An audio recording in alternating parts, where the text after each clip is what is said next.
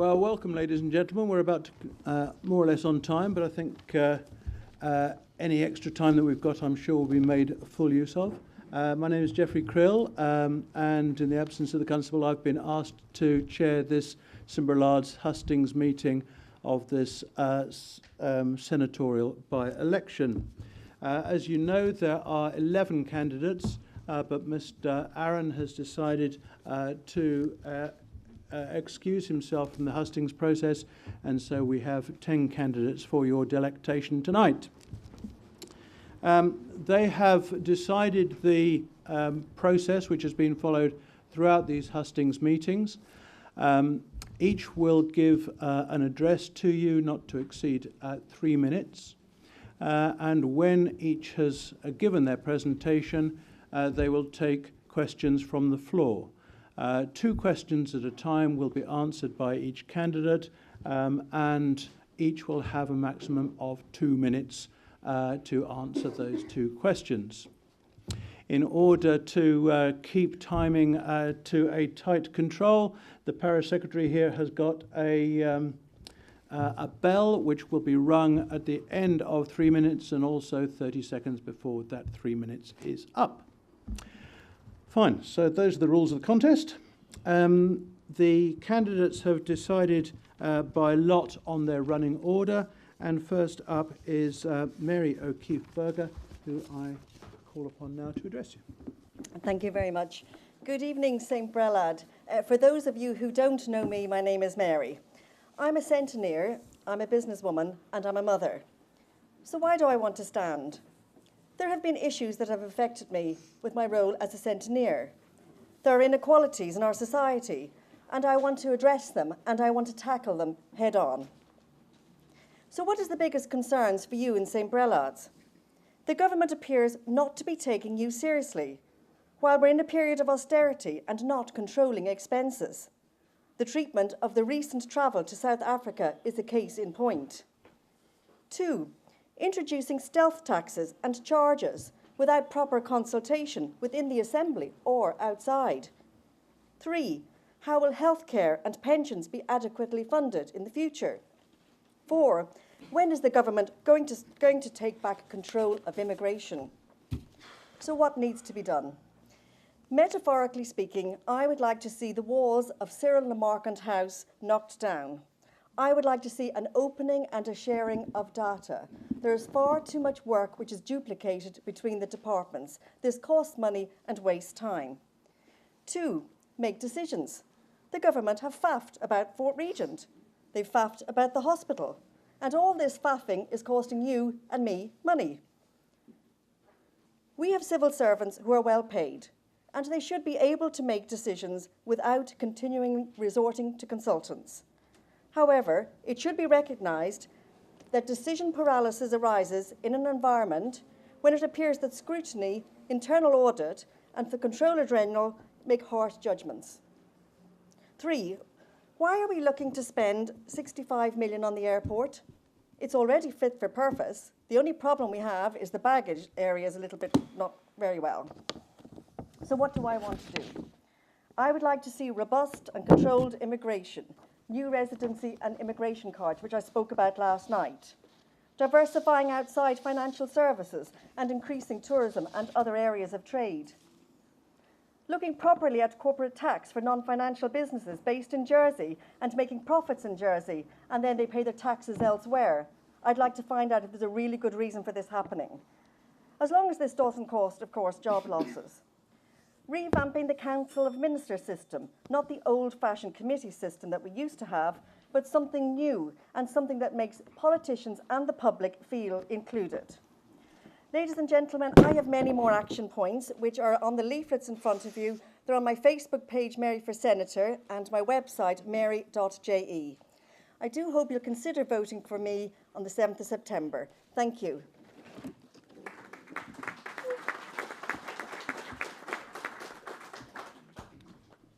Thank you. Mr Mike Dunn now, please. Yes, good evening to you. I am Mike Dunn, the Brexit man. My campaign is based on the UK decision to leave the European Union, Brexit. Some people seem to think that this will not apply to Jersey. It does and will affect everybody in Jersey and quite a few people outside Jersey because they have connections with Jersey. I fear the worst. Others think it will provide great opportunities. Please read my manifesto and look at my blog site or on Facebook for more information.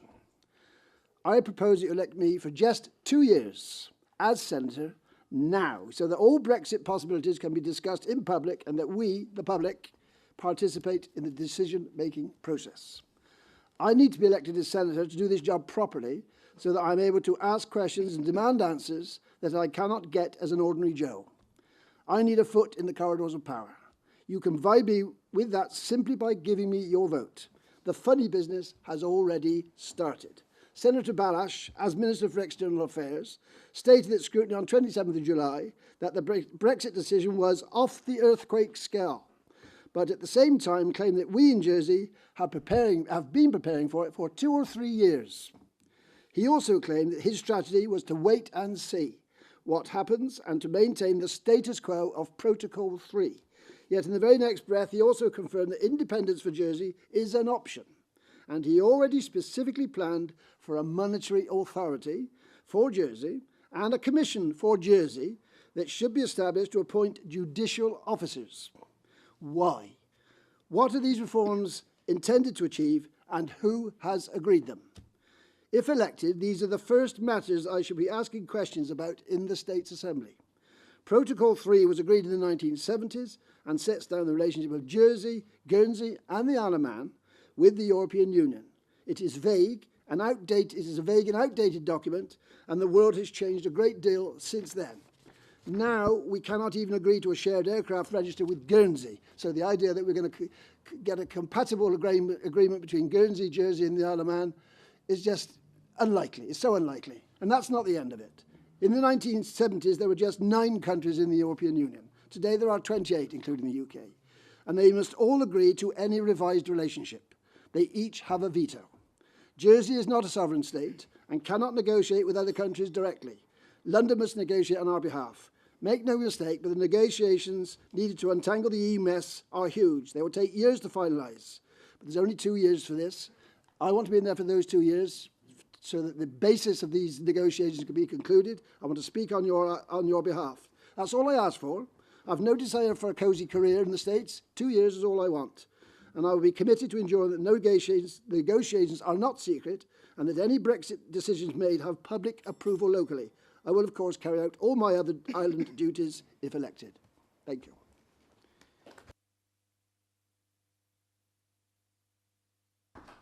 Thank you, Mr. Dunn. It's now Christian May to speak. Good evening. I'm Christian May. Thank you for welcoming us to St Belard's and to our first Health and Fitness Hustings as we all attempt to sweat off a few pounds during the rest of the evening. I was born and educated in Jersey before qualifying as an English barrister and returning to work for the last 10 years in a local law firm. I've had the privilege of chairing a local equality charity. I'm an invited governor of Rouge Bouillon School, and I founded the West of Town Community Association. I also had the privilege of leading the Save People's Park campaign, bringing together the public, campaigners and states members across the political spectrum to save the park. And I want to bring the same success from business and working in the community to my role as a senator. I believe the States needs a new candidate who hasn't had the opportunity to bring their ability, their perspective and their skills to the States Chamber. I'll be a fresh pair of eyes with a fresh approach to perennial problems. I've made 10 key pledges in my manifesto. They're aspirational but achievable and represent a real commitment to the island across the next 2 years. I want to ensure all island students have access to university funding, want to challenge draconian measures in our health law, and want to make the best use of states' assets as opposed to increasing taxation.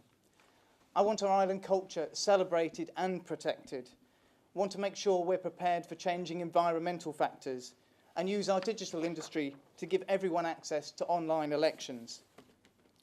I'm proud of the progress that Jersey's made in equality and diversity across the last 2 years. I'm proud to have played my part in drafting some of the anti-discrimination legislation. I'm proud that from the 1st of September, nobody can be discriminated against in work because of their age. But Jersey still has work to do to to combat outdated practices in our healthcare system. I want to ensure blood donation equality so everyone, regardless of their background, can contribute to our much-needed blood stocks. I want to ensure that we are prioritising mental health services in the island. Far too many islanders, especially the young, are being left behind and they're turning to drugs or legal highs or alcohol, and that's leading to untimely deaths. The fantastic scrutiny report that Deputy Jackie Hilton led in 2014 has led to the mental health strategy. Now let's see the action on that. Some people say that one voice can't achieve anything in the State's Assembly. I don't believe that's true. One voice can make a difference through scrutiny, debate, and constructive criticism. I want to be that voice and represent you in the Assembly. I hope you'll give me the opportunity to do that by voting for me on the 7th of September. Thank you.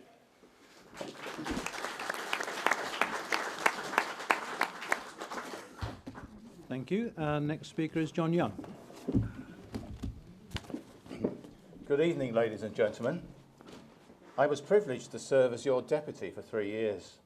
As scrutiny panel chairman and active backbencher, I focused on environment and planning matters. I achieved a new planning appeals system, new island plan policies through a public inquiry, which protected St Bullard's Bay, neighbours from damaging development, and required plans for over 55 housing in each parish. Tax changes for the first-time buyers, charitable donations and social security pensions, and many more. So my 21 private propositions and 119 questions, my experience as a State's Chief Officer for 13 years, 7 years in the top-level legal and finance industry, I believe has all equipped me to be effective in the States from day one. Now, since their election 2 years ago, our ministers have not listened to the public, and they have broken the policy promises they made to control public spending, to avoid tax increases, to control population and maintain the quality of island life. They've become out of touch and have lost public confidence. In 2017, the States will spend $789 million. The taxes and charges are forecast to produce only $715 million. We are living beyond our means. The ministers made commitments to protect frontline services. Yet gardeners, cleaners, teachers, pensioners, childcare for young working families are all to be cut. The ministers promised to keep taxes down, yet the Council of Ministers are proposing user pays charges, which will hit Middle Jersey. They're really tax rises. They've made no progress in reviewing our tax system, despite a State's decision 2 years ago, and ignored their commitment to tax non-resident corporations who under 010 trade locally without being taxed, disadvantaged local business owners. The ministers have given up controlling immigration, and they plan to build on urban open spaces and promote dense town cramming housing developments which will damage the quality of life for town residents and eventually throughout the island. Ministers undertook to break down the state spending silos, and yet frontline services of the states continue to carry excess layers of management and have suffered cuts year after year. Ladies and gentlemen, we can no longer afford inflated chief officer salaries, pensions and golf trips. If elected, I will constructively challenge ministers to rethink all these policies and help them to find a new direction. If elected, I will lodge an amendment to the medium-term financial plan to halt the user pays charges until our spending house is in order and the tax review is complete. I will also resign my employment and work full-time for you. I won't let you down. Thank you, ladies and gentlemen. My policies are in detail on the website. Please have a read if you're interested. Thank you.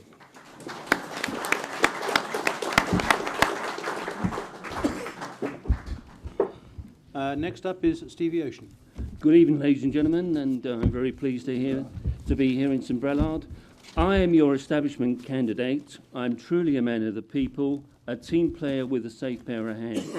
What I'm willing to do is work with the Council of Ministers using tact and diplomacy to achieve one main aim, and that is an immigration policy. We've got to build the foundation of having a proper immigration policy so we can move forward in the right direction. Everyone in Jersey needs to work together to make this island greater than what it already is. I have plans which I'll go into later, but let me carry on here. Our island is 45 square miles, and we have a lot of pressure because we have a population of 102,000. Now, this is putting pressure on our all our services, hospitals, schools, every service you can think of. There are 400 people to one police officer. Now, we could reclaim land from the sea, but if we do that, we're talking about an environmental disaster maybe, and we've also got the sea lesser situation, which I don't really want to be increased. It's bad enough as it is.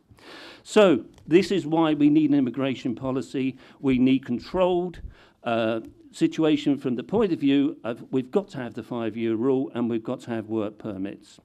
We've got to protect what we've got. I personally have been doing a few things in actual fact, and one of the things I've already done is I've been in touch with Google in the United States of America, and I've had the UK removed from Google Maps. Now, if you read my 500 words, it's very diplomatically put, and they agreed to do it, but it wasn't as easy as that. I actually had to fight for it and argue and literally threaten, but they did do it.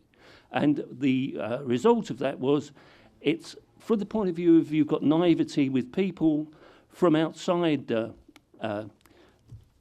other side of the world, in fact, in different parts of the world, that we could look at us as a backdoor to the UK or possibly from the potential of terrorism. I don't want to see any of that happen here. I've personally experienced it in the 70s when I was in Fleet Street with the RA. So I had 6 years of that, so I know was shot at. I had 2 laser bombs sent to me when I was 17 and upwards. And I don't want to see that in a beautiful and unique island. So this is what I intend to do. I'm actually in negotiations at the moment with investors to have a purpose-built film studio here and start a film commission.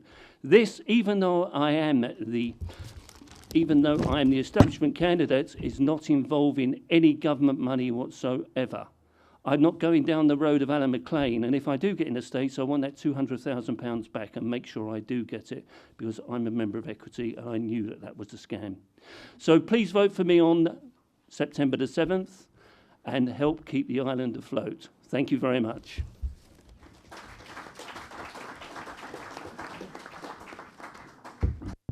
Thank you very much. Now it's the turn of Sarah Ferguson.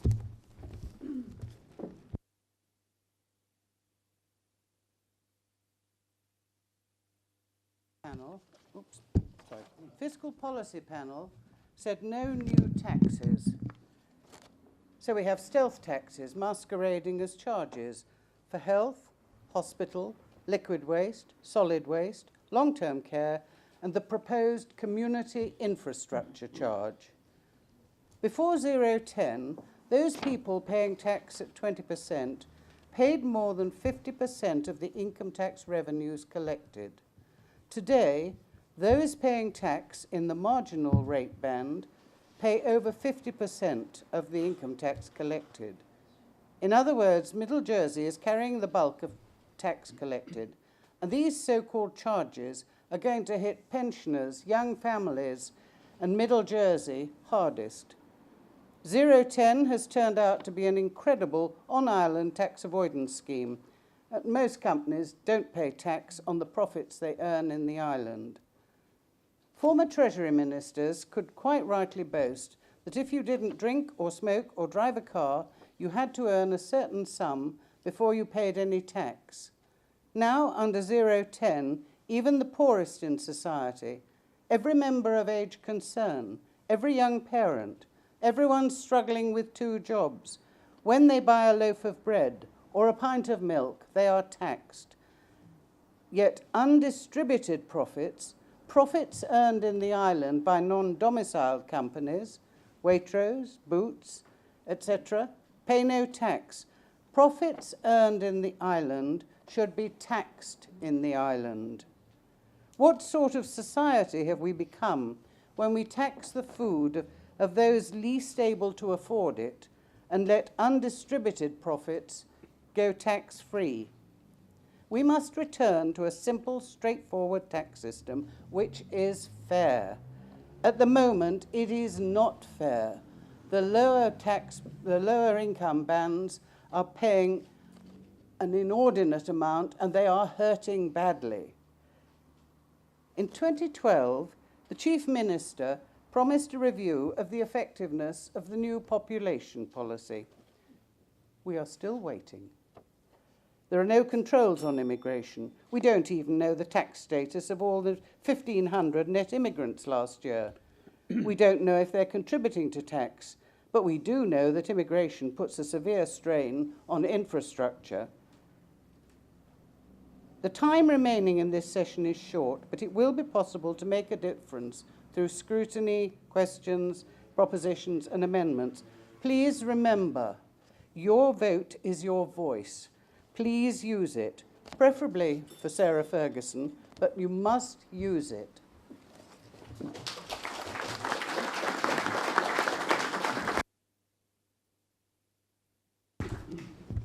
I must say they're being very good about the time. Next is Mr. Nicola Cornu. Yes, good evening, Sir Brelade. I'm very pleased to be back to the place where I was brought up as a child. And of course, I used to play over there on what was once a racecourse, but I think it was blown up by the Germans, if I recall. I like to say when I'm standing in the interest of working people, pensioners of the poor, and the poor. And I was knocking on their doors today down in St Helier, where I live not far away. And one of the phenomena I noticed was that indifference. I put a leaflet underneath the door, having rung it and no reply, and I heard the woman come along and I could hear, and she said this loud enough for me to hear through the door, "I'm going to put this immediately in the bin." Now, it wasn't just because it was my leaflet. I think it would have been anyone's leaflet. And it was a phenomena that I was meeting time after time as I was knocking doors. There was a sort of sullen resentment against politicians and politics. And when I was able to speak to people, and I was like the salesman, I managed to get the foot in the door and have a few charming words and broke the ice, I was able to say to them, yes, and we agreed, Jersey is run for the rich, for international banks, and it's forgotten entirely about the working people. And suddenly a smile appears on the faces of the people that I'm talking to. They understand what I'm talking about because they realise they're forgotten. And that's why they don't bother to vote, because no one seems to care about them. And when they're dealing with bureaucracy or income support or tax, there doesn't seem to be anyone to help them, does there? Now, yesterday I was knocking on a door of a lady who wasn't registered to vote, but I thought I'll try and get her to vote because he's in an age bracket of the pensioners, which I know generally do vote, and was met with hostility. But I said to her charmingly, what sort of issues have you got? Oh, she says, the door to the patio doesn't work. It's off its hinges and housing haven't been round to fix it. I said, I'll fix that. So I was able to contact a deputy, and he's here, and a message was sent to the housing department, and sure enough, that day, the men came round to fix it. That is what we would like to see in Jersey, is a new political grouping that actually helps working people. I'm sure it can be done to engage, not the kind of politicians who are standing here who are completely indifferent and who you will never see again for another 2 years, and it really will not be responding to your emails or anything. They do not care. We need a new type of politician that's going to engage with the people. Thank you.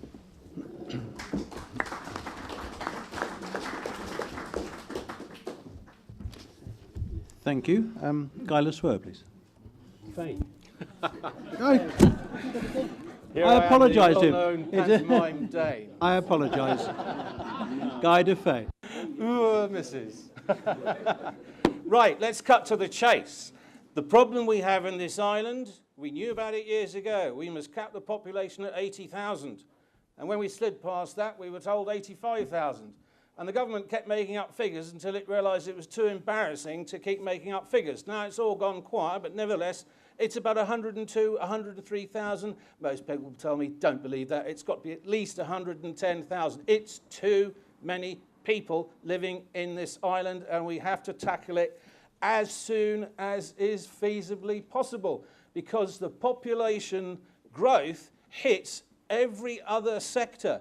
It puts more vehicles on the roads, it puts pressure on public services, it's people wanting to go to the doctor, get fixed up in the hospital, it's more children at primary schools, and then we have to have bigger secondary schools. It's more stuff going into the sewerage system, and so it goes on. Now, you can listen to all the worthy issues that you're going to hear about what we'd like to do, but if we do not fix our population size, you end up having to pay for it all. And that's why you're getting hit with taxes. But no, not just taxes. We've got some new things coming along called charges. And they got the first charge in and got away with it, and then decided, oh, let's carry on. This seems to be a good move.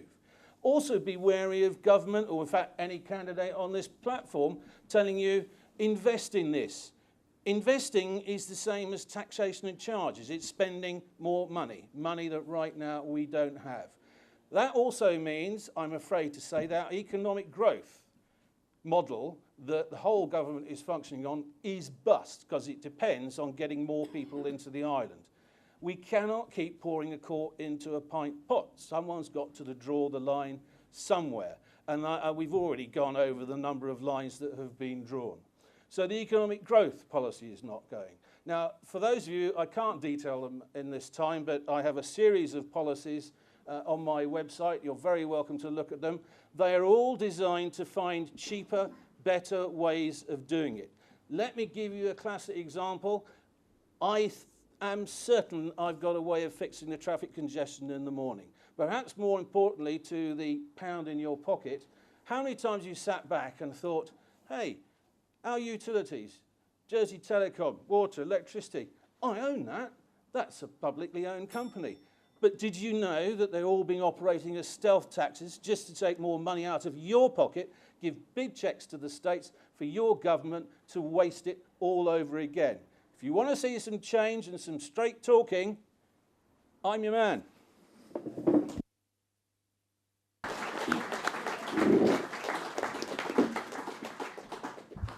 Thank you, Guy de Faye.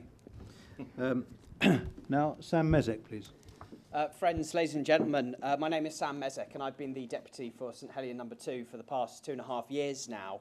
We're at the halfway point in these parish hustings, and I've used my speeches over the past week to talk about what I think the big issues are facing this island.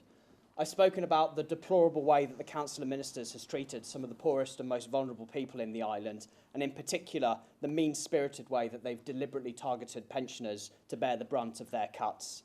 I've spoken about the way the Council of Ministers is now planning to turn on Middle Jersey by introducing new taxes, which they lied to you about at the last election. And I've spoken about how, whilst all of this has been happening, it's clear that the Council of Ministers are completely failing to get to grips with the out-of-control spending at the top levels of the civil service. But tonight I want to talk to you about democracy, because I believe that democracy in Jersey is in crisis. We have some of the lowest election turnouts in Europe, and no government can claim to be legitimate when 70% of the public don't come out to vote. And when you meet people who are in this 70%, they often say things like, well, why should I bother voting? What's the point? They never listen anyway. And when you encounter it, it's really difficult to argue with it, because they've actually got a really good point. We have an overly complicated and gerrymandered electoral system where the value of your vote depends on where you live. And at the last election, 17 states members were elected uncontested. But I believe that the worst part is that we have a system that allows candidates to stand on the election platform and tell you one thing, and then once they're elected, they do the complete opposite. And we see it time after time. And make no mistake about it, the Council of Ministers actually loves this system, because it means they can stand here and they can tell you that they're not going to raise your taxes, they're going to protect your public services, they're going to look out for pensioners, and then they get your votes and we find out that actually they never meant a word of it. The reason I first got into politics was because I recognised that this system is completely broken and it's got to change. And I want to see a political system where everybody has an equal vote, no matter where you live. I want to see candidates forced to tell you before the election what their plans are for government, and I want the public to be able to tell which candidates are part of which club and who they'll support for senior government roles as elected. And once we have that system where our politicians are truly accountable to the people they represent, only then will the public be able to have faith in politics and our government system. In St Brelade, you have a fantastic local deputy in Montfort Tadger who's worked tirelessly to support the rights of disabled people in our community and has won propositions to improve the quality of housing. I work together with him in Reform Jersey because we have a common set of values, which I accept is not a set of values that everybody in the island will have, but at least we say what we mean, what you see is what you get, and we tell you what we're going to do before the elections. If you're happy with the way things are in Jersey, I'm not your candidate, and it's as simple as that. I'm standing because I believe I'm best placed to deliver the change to make politics work for the many and not just a few people at the top. Thank you very much.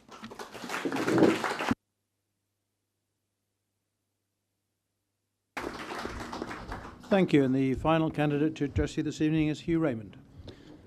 Good evening, St Brelades. It is a lovely evening, and I'm not so sure whether it's worth going through all this tonight, but it's lovely to see so many here, especially following on from St Martin's. There is a lot to say about St Brelades, but this is not really the occasion to say it. Lovely hotels, good food, and plenty of places to walk. But I'm here really to introduce myself. I know some of you in this room, and probably you know me. I'm not quiet, as your constable will tell you. I'm always ready to have a conversation and a discussion, and we cross on many avenues of both sport and the Honorary Police. I'm president of the Honorary Police Association. I deal very much with the constables. I'm also the chairman of the Sports Council and deal with a lot of the problems that go on at Kennebec and everything else. So I'm heavily involved with St Brelades in that sense. I also was this year asked to go on to the Battle Board, which is quite a fascinating board to be on, and what I've learnt in the last 9 months is quite interesting. And I can say that your float this year was absolutely great, and the support given to the float was tremendous.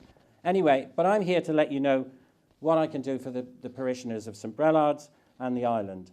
With my involvement in many of the things that go on a volunteer basis, it's the ability for somebody to stand up and talk and take on people, especially within the States Assembly.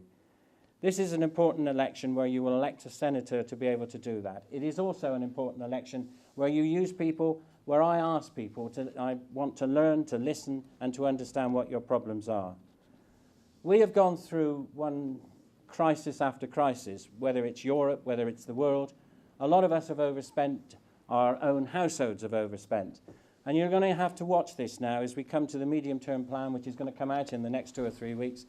And you'll be surprised to see what's going to be happening. It's an austerity programme, and it's cut back, cut back. And I will agree with some of my colleagues, it's not just going to affect the poor, it's going to affect everybody, right across the board. So you need to be in there making sure that certain areas of the parts that we all love dearly in Jersey, which is education, health, taxation. The other one, job security, housing, and of course the elderly, which is such an important part. We're all getting older, and there's a lot more elderly people, and we're living longer. However, I'm going to bring up the same problem that other colleagues have brought up. The one thing that affects all those situations is immigration. And I find it very difficult. I'm not quoting figures, but what is the policy? Read it. What is the true population figure and the present rules adhered to? I'm asking you, I've got 25 years in the finance sector. I am volunteer by nature. I have done a hell of a lot of work for Jersey. I want to be able to bring that to the States Assembly. So I would ask you on the 7th of September to look and consider me for your new senator.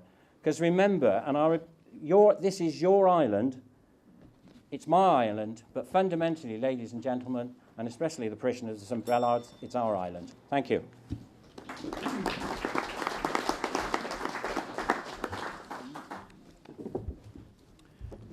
Well, you've heard from all the candidates here this evening. It's now your turn to ask the questions of them. As I said before, we're going to take 2 questions at a time. So I would like any questions on this side of the room, please, to make it easier for the microphone to find you. Any questions on this side, please? We have one at the back of the room here. Could you state your name, please? My name is Chris Cook. Could you use the microphone? Can you hear me? Yes, you can. My name is Chris Cook. I live in Montnevo. There has been a lot of discussion in recent months about the growth of finance and the problems facing in the current world. I wonder what the candidates think of the various alternatives where we're trying to diversify our our our income, so that we aren't relying solely on finance. Sorry about the muddle. Thank you. Thank you very much. Have we got another question? So, have we got anybody on this side of the room at the moment?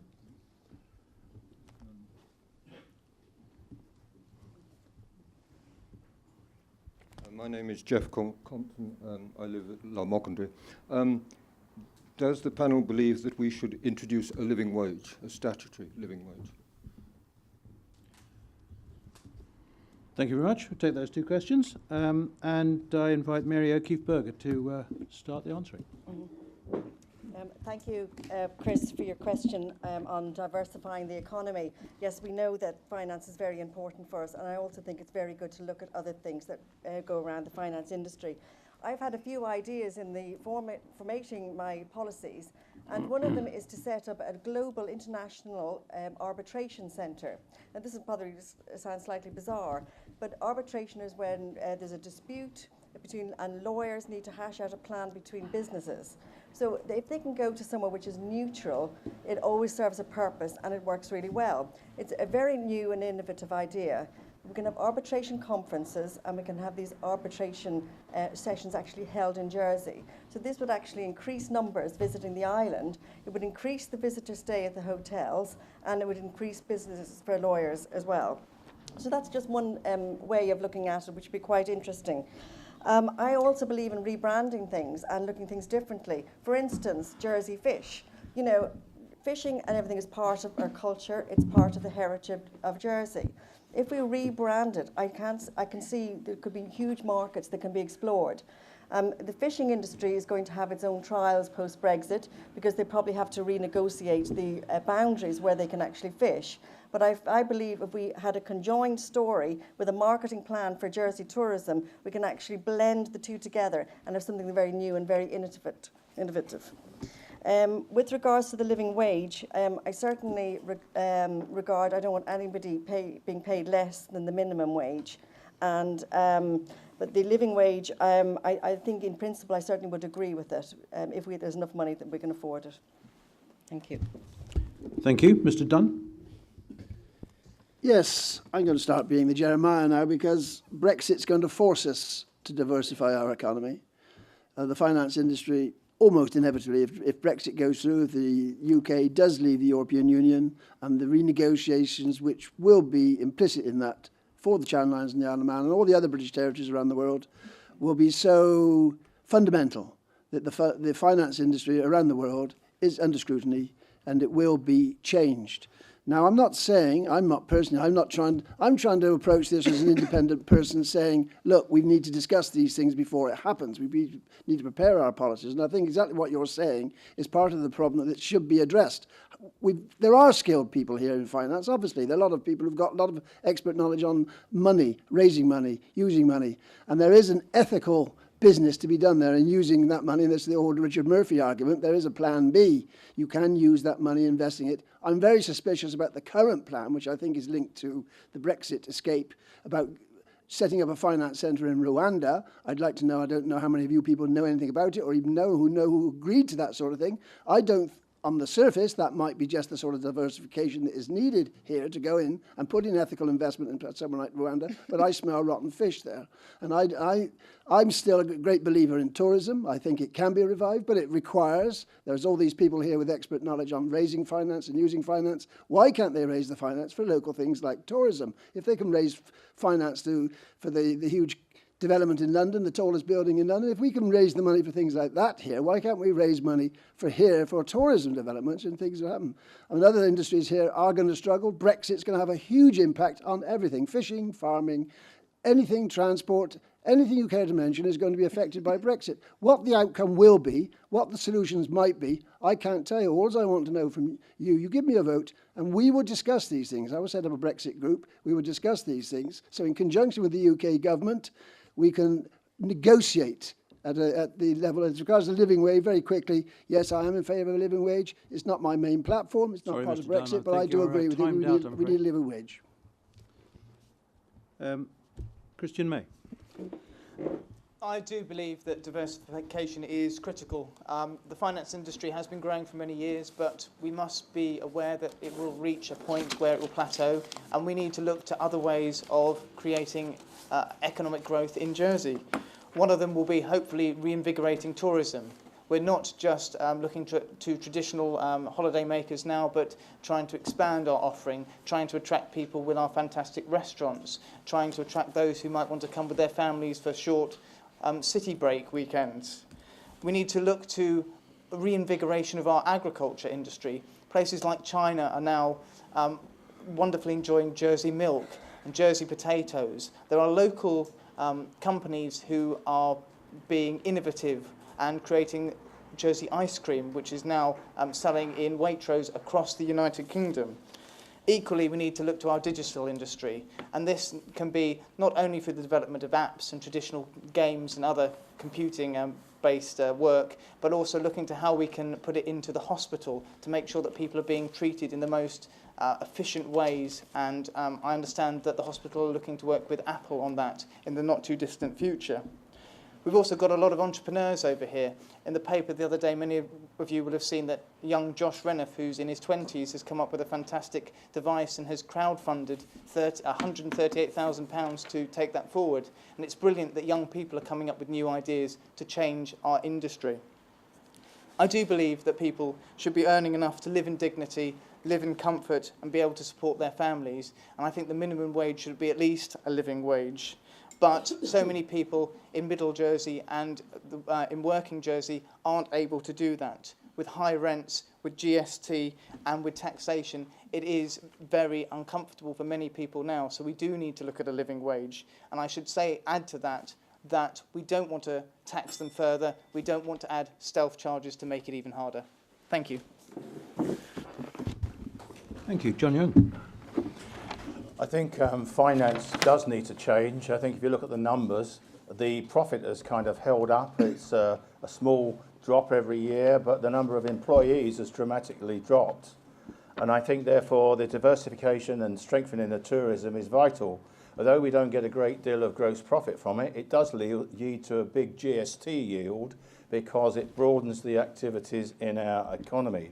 I think the exciting opportunities in creating digital economy are really something very special because we've got this tremendous network, we've got high-speed broadband, we've got better connectivity, we've got so many pluses, and with the changes in the world that makes the world an even more dangerous place, I think we've got strong security here, which I've always wanted to see a base, for example, an international satellite station in a place like the Channel Islands. Those sort of creative, out-of-the-box thinking. Agriculture, I want to see it shift more to sustainable local agriculture rather than cash cropping. Living wage, absolutely yes. It is not right that non-resident firms employ people on minimum wage here and make profits and export those out of the island tax-free.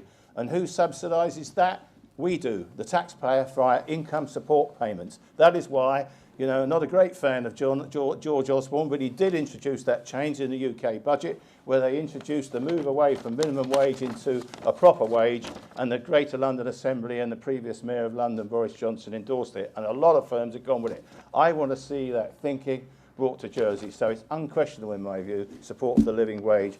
And yes, we need to diversify. And I think we've got to be flexible in adapting to new ideas. And we just simply can't carry on working the old model. That means the regulation needs to be a lighter touch, and we need to be more adaptable to circumstances.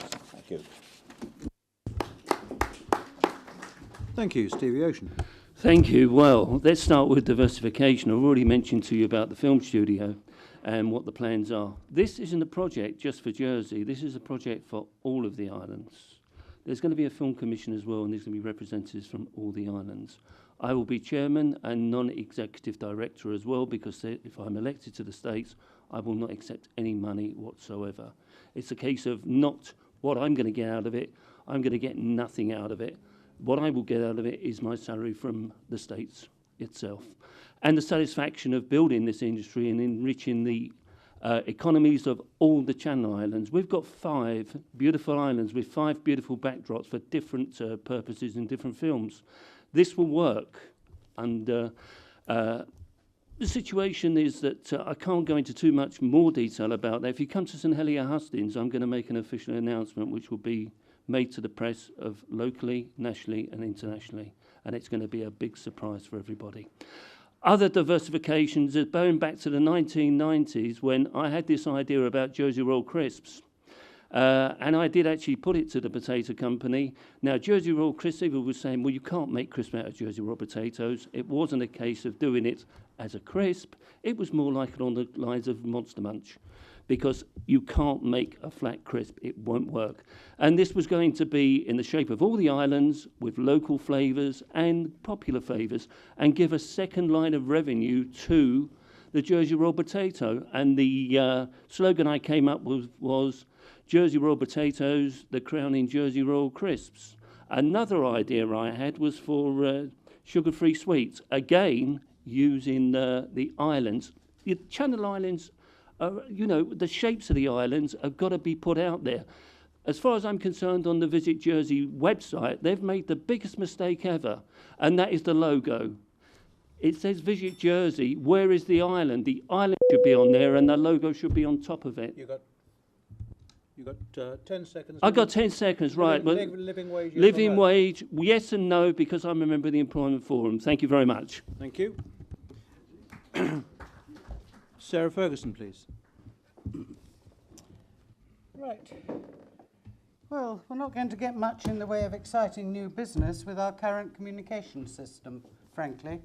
I've been talking to experts in the field. As you will have noticed, you've got one download speed, which is quite fast, but your upload speed is rubbish. And that is what we need to do something with. Probably the best way to do it is to split JT up into an infrastructure company, which the government keeps control of, and then we have a marketing company, which is, you know, the other part, deals with the consumers and so on, and we float that on the Channel Islands Stock Exchange, because I think a lot of local people will take that up. We're going to need to get 5G, which is the next speed up of communications. And if we do that with our current structure, we're going to end up with something in the order of 9 times the number of mobile towers in the island. Do we really want that? If we go my way, or the way that I've been discussing with the experts, then we can keep the number down. We can also improve reception in Roselle and St. Peter, which I understand is quite a problem. And we also need to link into the new fast link, which is just being laid at the moment between Amsterdam and New York. As for the living wage, they've installed it in Seattle. I think it's $15 an hour. And everybody was jolly pleased, and they all went out and, you know, we're going to have our living wage. The problem came when the businesses had to put their prices up to cope with the increased cost of workers. And then, you know, the jobs started falling away because nobody was going into the restaurants to buy meals and so on, because the prices had gone up too much. Thank you, Sarah. Point made. Thank Sorry. you. I didn't hear the second bell. Oh, one bell. Any other questions? Oh, right. I'm totally sorry. Nicola Cornu, please. So there you have it, a candidate beside me who's completely indifferent to the position of the poor in this island, who are earning probably many or just a minimum wage. We do indeed need a living wage of £10 and more, hopefully. And for one section of the working class, and generally working classes, there are other problems like 0-hour contracts, precarious employment. It's rife in Jersey. And we need to attack it and improve people's living conditions. Finance has captured Jersey economically and politically. It's a monoculture. In fact, it doesn't want diversification for the very reason that it has captured the island. It wants to keep it that way. It has its politicians in its pay who do its bidding, hence companies paying them tax.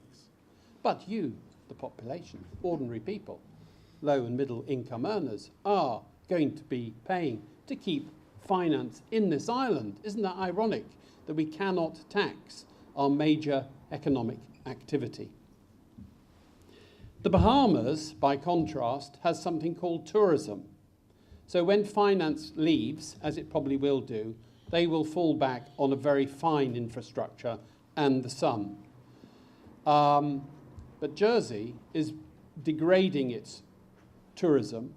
All the major hotels are probably up for sale, potentially, if the right buyer came along, and they'd be developed into apartments. I live at Havre de Pars, and within a stone's throw, there's two hotels that are just waiting to go down, no doubt, when the market picks up.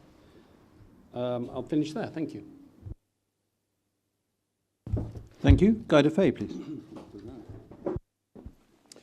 Well, I'm sure we've all heard of quantitative easing and helicopter money. But of course, we don't have our own central bank here. So Jersey can't actually do that. But one of the ways you can get close to doing that is to have the equivalent of a statutory living wage. In other words, an upgraded minimum wage. Now, I support that, not because I want to make life difficult for business people, but because I want the people at the lower end of the earning spectrum to have a bit more money to inject into the local economy. These are the people who go to the supermarkets, who keep the serious retail businesses in Ireland ticking over. When they stop spending, we really are in trouble. And by the way, let's not worry too much over the people who are doing jolly well. We've had some unfortunate pay freezes over the last few years. But, you know, when you're on £100,000 a year, you don't really notice a pay freeze compared to someone who's on 25,000 or 30,000. So I do favour that approach. Now, alternatives to finance. We've been talking about this for years. It's a favourite of politicians to come in with a brand new idea. We had fulfilment, that got snookered by the UK government. Then we had cruise liners. Then we discovered we couldn't actually fit them in the harbour and the pontoon would cost £1 million. We've now got digital, which is quite amusing when you think that we must have some of the highest rates for broadband in the whole of Europe. I can just see people piling into Jersey with business on that one. Look, I'm all in favour of restoring tourism. Great. But actually, shall we sort out Condor first so the tourists can actually get here? That would be a good start, wouldn't it? You know, Event Jersey, sorry, we missed it. The future, I'll say this, it's in my manifesto, I believe we look to ourselves, we look to our natural marine resources, and I mean right across the board, marine energy, sailing, yachting, fishing, you name it. That's the way we should be going. Thank you very much. Sam Mezek, please. Chris, on diversifying the economy, let's be frank, no candidate is going to stand up here and say they don't want to diversify the economy. Of course we all do. I think there should be a particular focus on the emerging industries, things like digital, fintech, medtech, basically anything with the word tech after it is good.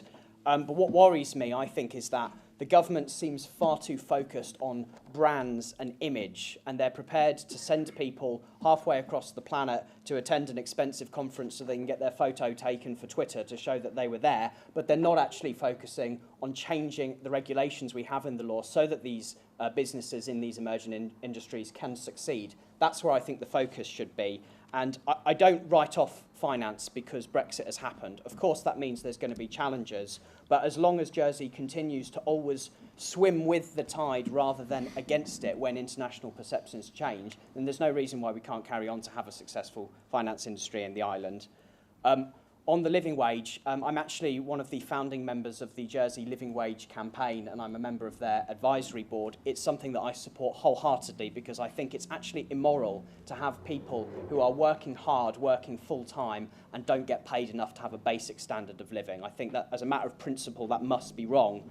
I brought a proposition to the States to thwart the government's attempts to introduce a lower minimum wage for people under the age of 25, and that was successful. I earlier this year brought a proposition to the States to keep Jersey's minimum wage level in line with the UK's, because for the first time in history we've fallen behind the UK, and given that the cost of living here is higher, I think that's wrong. I will do that every year until the States listen, but they don't listen because they're not on the side of ordinary working people, and frankly they don't have the creativity to find the real solutions so that businesses aren't burdened by having to pay their workers a decent wage, so that we look at the regulations, we look at the red tape, we make things easier for businesses so that they can pay their workers properly, and I'll keep that fight so long as I'm in politics. Thank you. Finally, Hugh Raymond, please. Yes, thank you, Chris. There's no doubt I'm not as negative with regards to Brexit. I think finance will survive. But there is no question that the island has to look at ways of increasing its income. There's a huge report out with regards to the Commonwealth, with the Rio Olympics, as to why UK had won so many gold, bronze and silver medals. And the report was that it was actually business and people working together.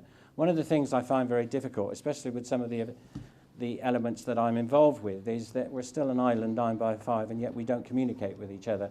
I think the whole thing that's coming out is that if we use the resources that came out, and especially regards to lottery funding, I think we have to look at those sort of aspects to make sure that we can support the infrastructure that the island wants to do. Farming is a must. I mean, I live in a parish where it's completely farming and still is. We've got to maintain it, we've got to keep it.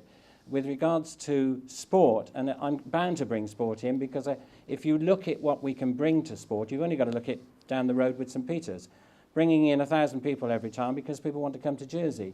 So if we can involve ourselves in sport, we tend to take too many people away as opposed to inviting people over here. So there's lots of other elements that we can get involved in which will actually increase money and keep the hotels open. With regards to the minimum wage, I mean, I could almost say verbatim. I totally agree with Sam. I think that we're all here. We live in a marvellous island. We have all the facilities. I sometimes get very upset when we hear so much negativity, but it is a shame that we don't have a minimum wage that we can all hold our heads up high and at least do a job which we're worth doing. And I think that supporting something like that, the thing is, we need to get round the table and communicate with each other to even sort that out. But it seems to me we never get to that position. So what I would say is that I totally support a minimum wage, and I think that we should go really down the route of making sure that everybody has one. Thank you.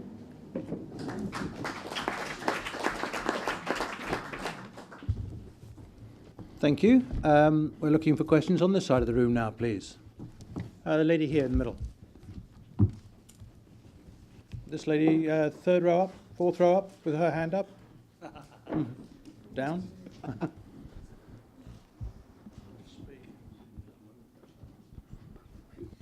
Good evening. My name's Sharon Cox, and my understanding, having listened to you all, is that you're all against tax increases for this health tax or stealth tax.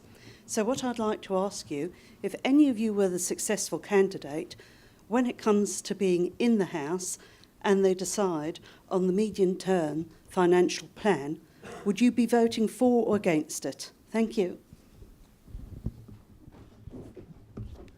Gentleman behind her. Sorry, can we have the microphone back, please?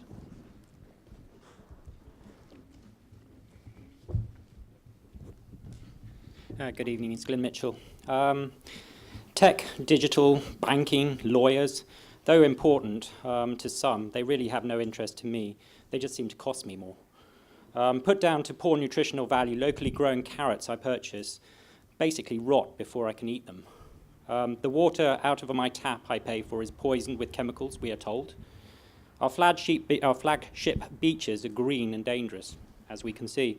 The economy being important has been put ahead of environmental consequences. Our tourism, health, farming economy is paying the price because of probably government decisions. Is there a question here, please? Yeah, until we can eat and drink money and things, isn't it time to put more value into our soil and environment for the better health of the islanders? Thank you. Mike Dunn, please. Yes, the so-called stealth tax. I tried to deal with this yesterday, and why the question is, why do we try to keep our tax at 20%? Well, the reason we try to keep our declared tax at 20% is to be attractive to other outside investors. In other words, we don't want to frighten potential people who want to invest money here. And if we have hidden taxes, health tax, hospital tax, we don't call it a tax, we call it something else. So I'm afraid, under my dear friends at Brexit, when that gets going, they might well look at that, as they did with the pre-010 stuff, and say, this is not a proper tax. You're hiding your tax. It's a sham tax, and you're a tax haven, and we won't allow you to do that. That's the sort of risk that Brexit has for all these things, all these wonderful schemes, to try and pretend that we're not charging a tax, we're just making a charge. But I don't think they're so easily fooled in the OECD, these places, the Europe, Brussels, they're not so easily fooled by these little devices. And no, and we will be caught out. Then these are exactly the sort of issues that they're going to be looking at. I mean, we think, oh, we can raise the flag of independence, we're okay, we can carry on regardless, but we can't. It's all over. That game is over now. You've got to realise that Brexit is going to cause an examination. We won't want it, but it's going to happen. It's the big bogeyman out there, it's going to happen. And in regards to the soil, I attended a very interesting talk from, I think it was Dr. Ingram, who gave very simple methods to raise the standard of Jersey soil. I understand there's some very small-scale experiments going on with very minimal cost to raise the standard of Jersey soil. I don't know if Jersey soil was ever environmentally friendly. I don't know if Jersey agriculture was ever environmentally friendly. It's a nice dream that we can make it environmentally friendly. I wish there was an environmental candidate expounding these views now, and also expounding the context of Brexit, because there are Brexit concerns about environmental issues. I wish there was an environmental candidate doing that. Thank you. Christian May, please. Well, I certainly couldn't agree to the MTFP in its current form. This large, bulky document here is the full MTFP proposition and accompanying report. And certainly the parts you refer to, which are Part B, the health charge, or the stealth charge as many people are referring to it, but also the commercial waste charge, which is included in there, I don't support in any way. Now, if you dig deep into this document, you will find a line from the Council of Ministers on page 115 that makes it very clear that they intend the commercial waste charge to be passed on by businesses to customers. So it, again, is another direct tax on you. We also need to be very careful about the provision made for the state's fleet within the MTFP, because there are increasing costs there. And within many different tables on many different pages, you'll see increases in insurance premiums, a failure to look into the rates of commercial premises. And really, with it in its current form, no, I couldn't vote for it. I think we need to have amendments. We do need to have an MTFP, because otherwise we don't have money to spend on any projects, but not in its current form. On environmental consequences, we have to be aware of the negative effect of our industry and the way that we've been not looking carefully at Jersey's environment. Within my manifesto, I've said that I would like to see the Future Jersey Plan, which was drawn up by the Environment Department, put into action. That looks at the impact of our industries on Jersey's environment, but also prepares us for climate change and global warming, because, to be quite honest, as a low coastal area, Jersey is just not prepared for changes in sea levels or changes in temperature, which would have a detrimental effect on our agriculture industry and possibly on people coming as tourists. We've seen what happens when you don't look after the environment. We've seen it down at St Albans Bay. We've had good suggestions from people like Save Our Shoreline, but we need to do more. Thank you. Thank you. John Young, please. The quick answer on the first question, health tax. I will bring an amendment, if elected, to put that health tax on hold until those issues are sorted out with a tax review. If that is voted down, my amendment, then I will vote against the whole plan. End of on that question. On environment, I think I've spent, must have been the last 20 years working on environmental matters, both as an executive heading up the Environment Department. I was the chief civil servant that formed it back in the 90s, and I'm very proud of what has been achieved. But the reality is, I'm afraid, is that the environment is still very much taken for granted in Jersey. It's very strange, is that the environment and the special quality of Jersey, it is what attracted much of our business and finance houses here anyway. It wasn't just tax, it's a beautiful, lovely place to live. It's taken for granted and it's put at risk all the time. Unfortunately, it's also true that in times of economic stress, what happens is that the environment even goes lower down the priority. And what politicians have to do, and I praise previous planning ministers, environment ministers who have done their best to try and put it back on the agenda. You can. So, and there's a lot, my manifesto sets down population right at the top. The whole issue of limiting growth and sustainable population is at the heart. We need to protect coast and countryside, which is continually under threat, planning system. The big thing that's worrying me at the moment, a priority in my manifesto, is our urban areas. Because we're not controlling population, we are about to turn our urban areas into dense, over-dense ghettos, I believe, with very dense housing schemes that are going to make life very unpleasant for people to live there.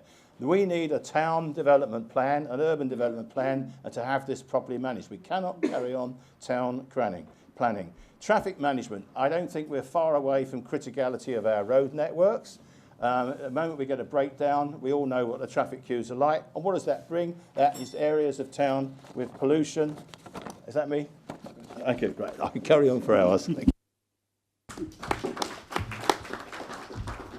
Thank you very much.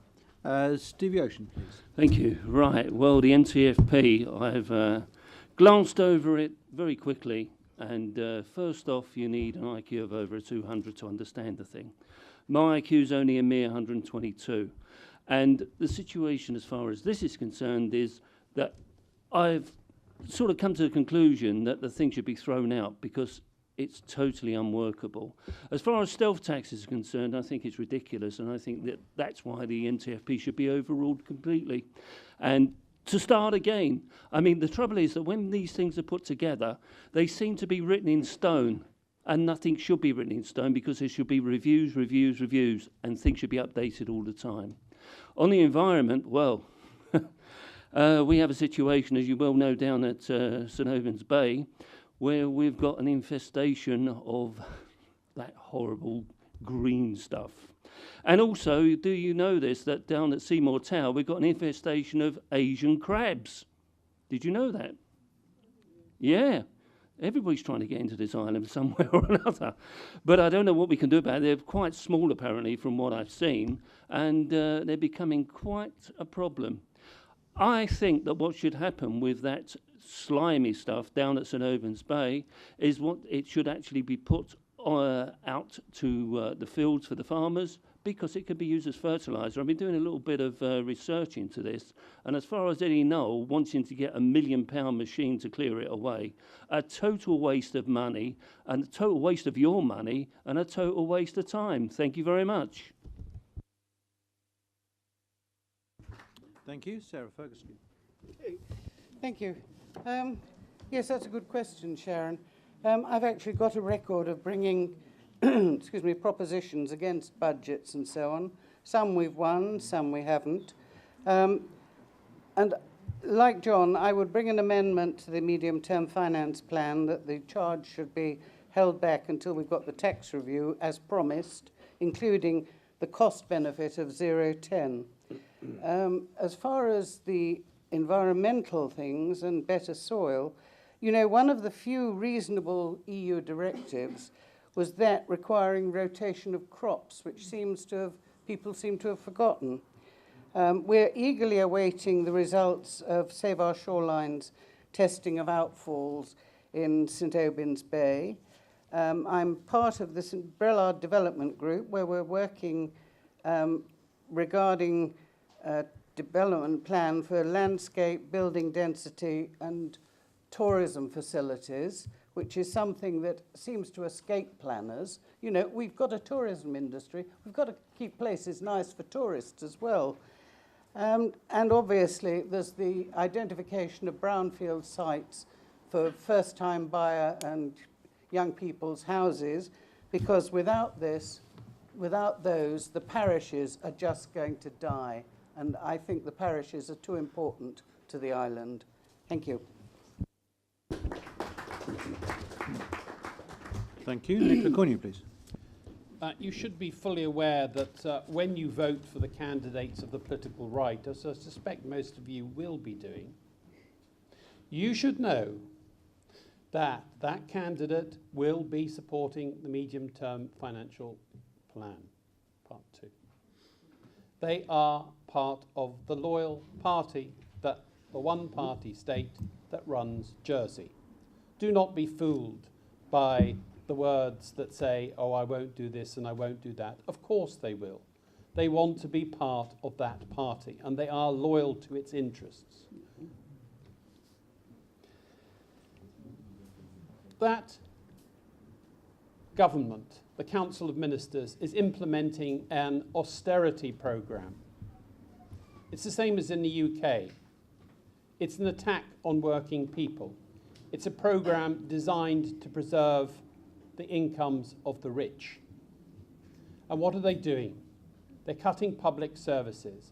They're cutting public sector jobs, and they're raising taxes on low and middle income earners. That is the strategy. Don't vote for them. Please vote for those candidates who are offering an alternative. And there are candidates here who are singing a different song. And in 20 months' time, you'll have a much better choice to structure the government. Not much structuring, but you will be able to have different candidates. Vote for them, green, pink, whatever. Let's try and change Jersey. As for the environment, it would be great to see an environmental candidate here, just like I'm a social justice campaigner who's prepared to throw myself once again onto the barbed wire so that others can pass through. The issues have to keep being fought. I'm fighting for democracy in the island, for reform, for modernisation and for social justice. The Greens should be doing exactly the same. Get yourselves together and get a candidate and get more candidates in the forthcoming general election and make it a real issue. Put pressure on a government that is completely indifferent to such issues. Thank you. Guy de Faye, please.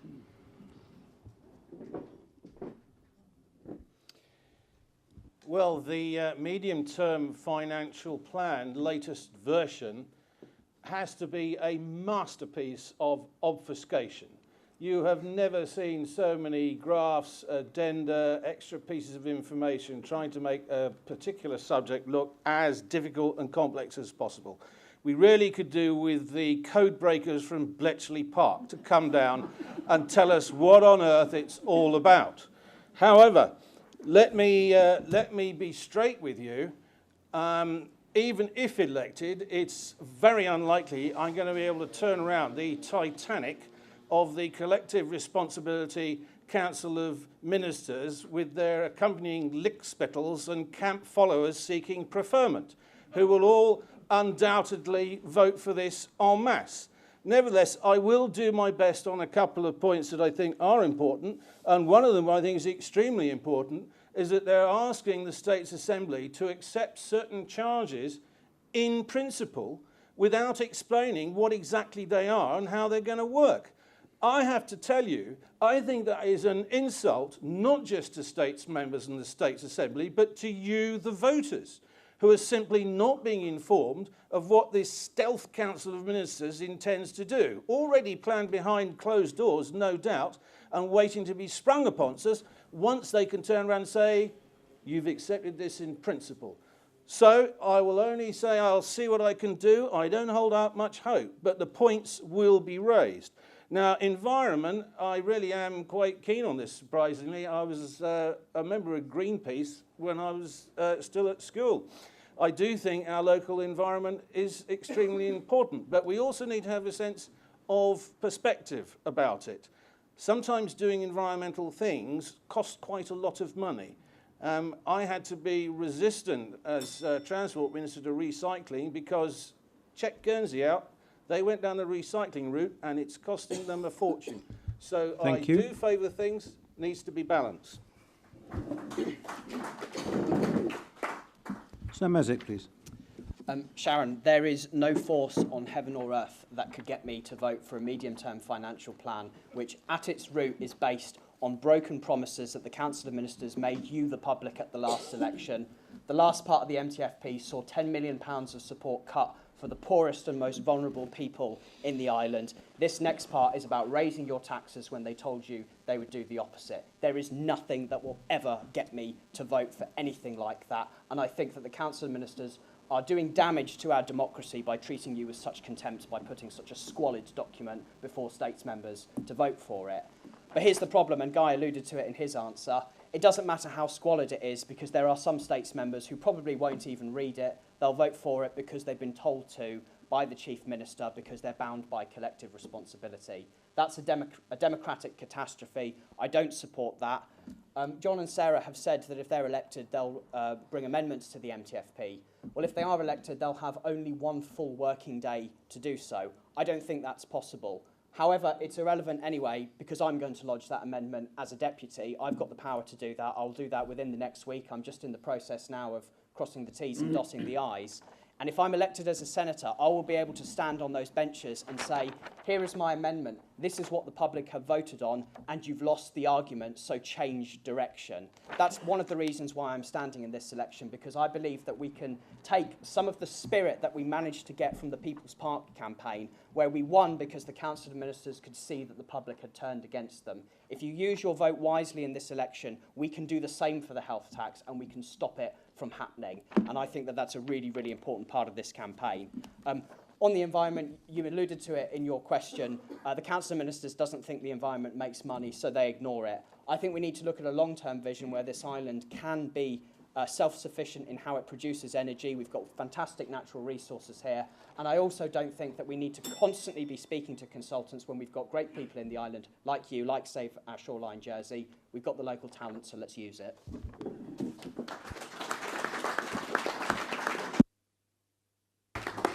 Thank you. Hugh Raymond, please. Yes, unfortunately, I've been involved with the medium-term financial plan. The biggest problem with it is that if you read it, like any set of accounts, you look to the end to see that you can afford to do it. And the trouble is with the medium-term FP at the moment, when you get to the end of it, you're not quite sure. One of the things that worry me immensely is that we've been in negotiations. You've only got to see the conversations that the Home Affairs Minister has been saying with regards to reducing the support of the State's Police, ambulance, fire and the services that support us all. What's worrying me there is that there has been discussions, of course, what happens to the honorary police. More work comes out from, less work comes out from the State's Police and more work will come back. And I can see the constable looking at me now already. But there is more work coming back into the parishes, and we have to be careful that we make sure we support the services that we require. So supporting the MTFP, there will be areas in there that you will have to support. Unfortunately, and it doesn't matter what you bring to the states, you're still not going to get your point through. The other side of the coin is, well, just on a very small matter, the sporting programme, you've only got to look at the sporting programme. We are losing people at the bottom end because we are asking sports bodies to provide and look after their own pitches and everything else. So there's a problem there. With regards to the environment, I have been fortunate because I'm Vice Chairman of the racecourse, been dealing with the Environment Department with regards to keeping that end of the island. I know it's in St. Wands, but there has been a lot of work, and it's great that we're working together. Also, the work going on in St. Aubyn's Bay with regards to the work with the environment. I think it's essential. We've got an island as well with 32,000 cars that are registered, 32,000. People are travelling up and down in more cars than they are in houses, if you know what I mean. The point is, there has to be some sort of working together. There has to be a sharing. Why we can't share, why we can't rely more on public transport. The environment has to be looked after, and there's very little said. And I think it's important. But we have to get this through, and that would be my intention within the next 2 years if elected. Thank you. The plan is to finish this evening. Sorry, could I answer the question? Oh, I'm sorry. It always happens when I you're at the end. apologise to them. First of all, it's lovely to be had the opportunity to speak for myself rather than what another candidate thinks other people are going to vote. So thank you, Nick, for not bothering. Don't do that, please. As for Sam, I don't think you will be doing any proposition.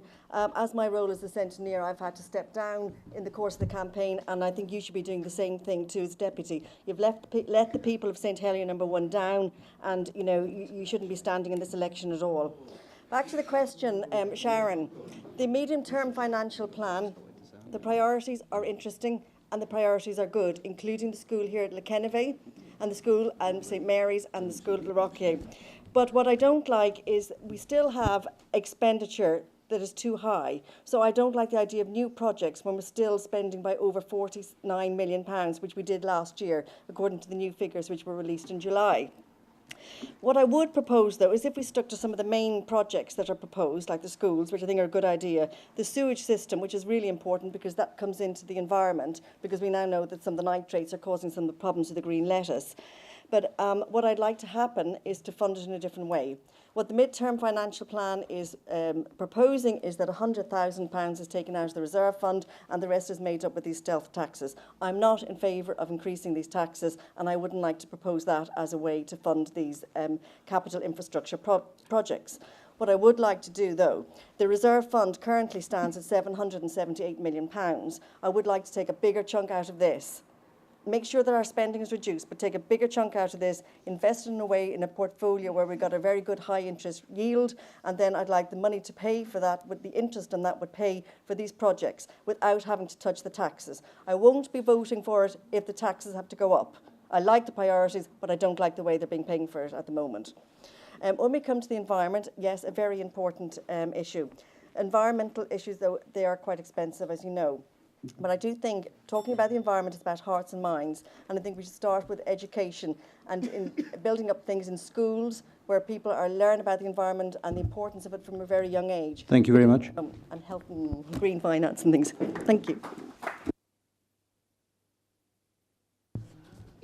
As I was saying before, I forgot, Mary, we're going to try to finish at about 9:30, so that should give us time for 2 more rounds of questions.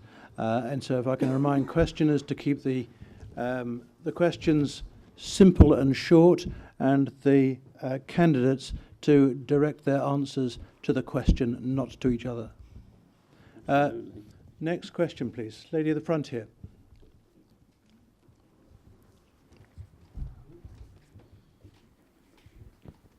Jackie Carroll. It might surprise you, this isn't about Save Our Shoreline. We have a lot of children in Jersey who leave school without being able to read properly or do basic maths. We also have a great skill shortage here. We have to get lots of people in, adding to the population problem. We follow the UK curriculum. If you were to be elected, would you change what we do here in order that we can sort this problem out?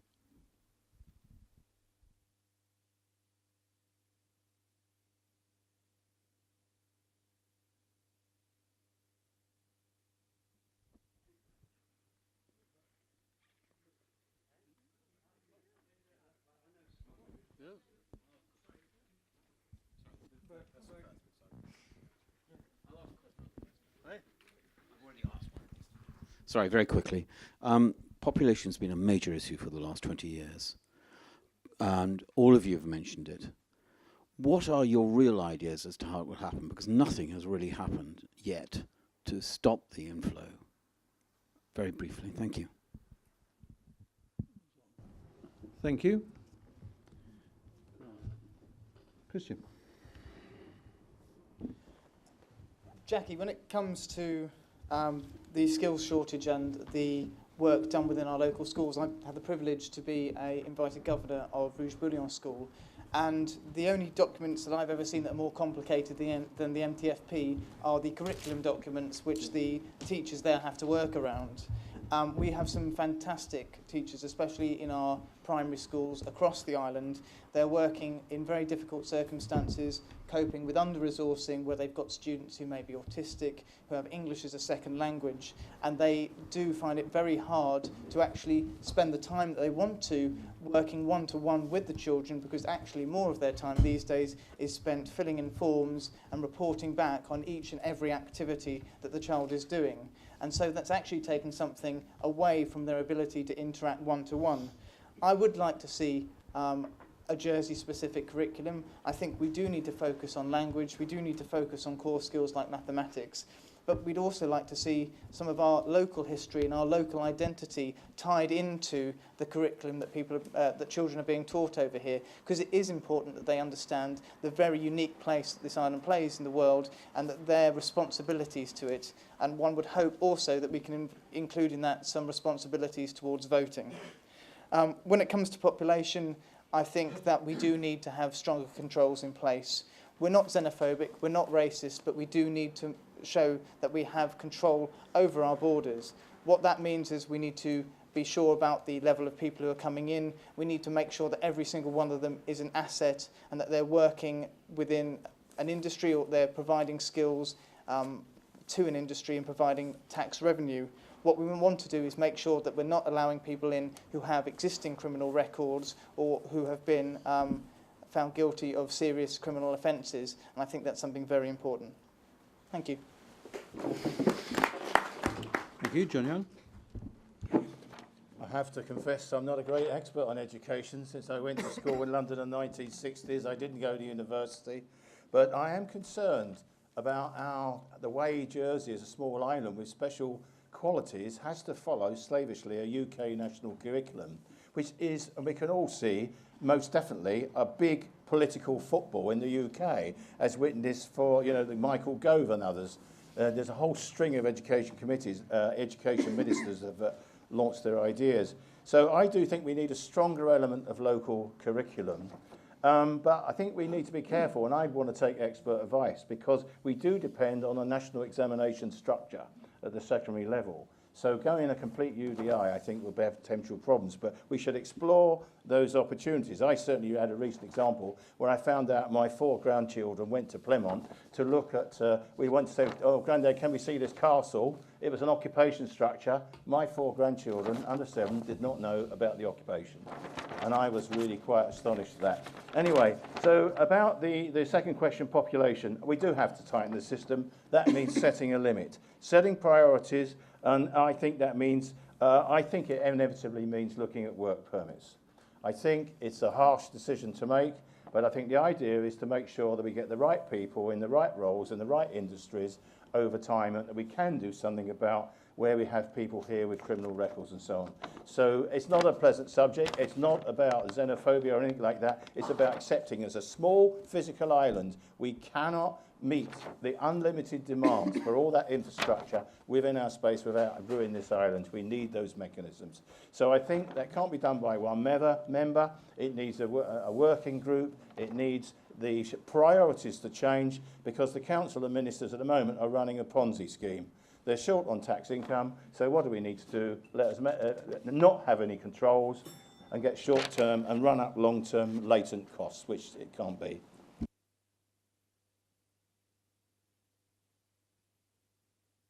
Stevie Ocean. Thank you. Well, on the point of education, I also was at school in the 60s, and basically I didn't go to university or anything like that, but I've got a wealth of knowledge and experience of life, so that's more important.